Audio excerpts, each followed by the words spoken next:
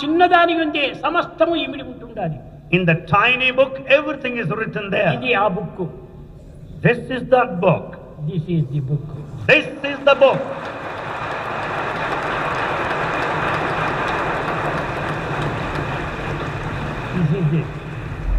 This is the book.